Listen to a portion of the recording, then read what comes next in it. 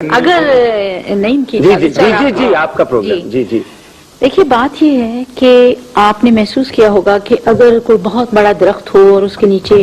چھوٹی چھوٹی پنیری لگ جائے اسی درخت کی، تو اگر تا وقت ہے کہ اس کو نکال کر کسی اور جگہ نہ لگائیں وہ بڑے درخت نہیں بنتے ہیں۔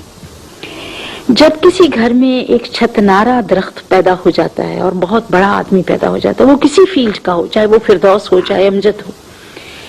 تو اس گھر میں عام طور پہ بونے جنم لینے لگتے ہیں اور ان کی شخصیتوں میں وہ پنپنے کی بات نہیں رہتی۔ ہمارے گھر میں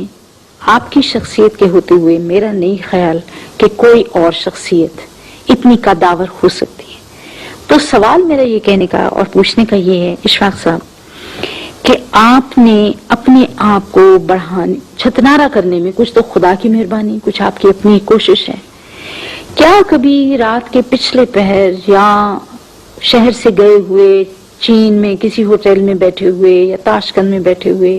یا امریکہ میں بیٹھے ہوئے جب آپ بالکل تنہا ہوں، کیا آپ نے، جس طرح کہ میں احساس جرم سے بہت بار ٹکراؤ میرا ہوا ہے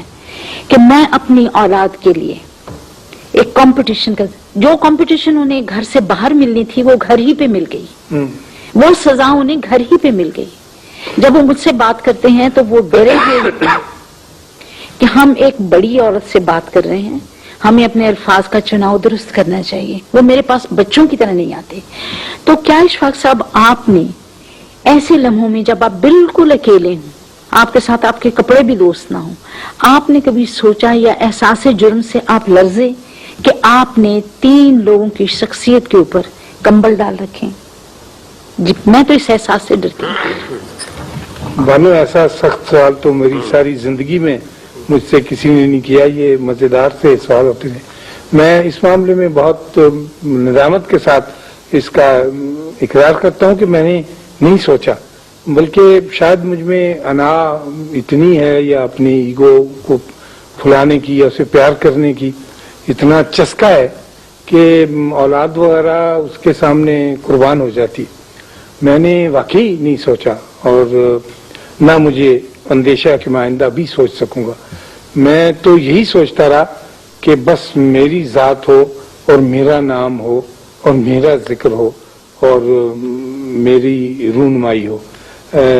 شعوری طور پر نہیں،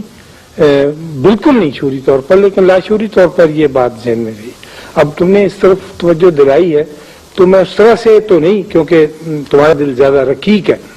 تو میں اس طرح سے تو شاید نہیں سوچ سکوں گا، لیکن ایک طرح سے کٹہرے میں ہوتے ہوئے یہ اعتراف عدالت کے سامنے ضرور کروں گا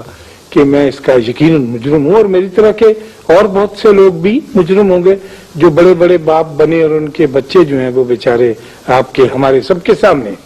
یہ خیال ذہن میں نہیں آتا ہے۔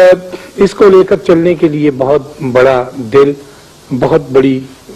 سوچ اور بہت بڑی ایمانداری کی ضرورت ہے۔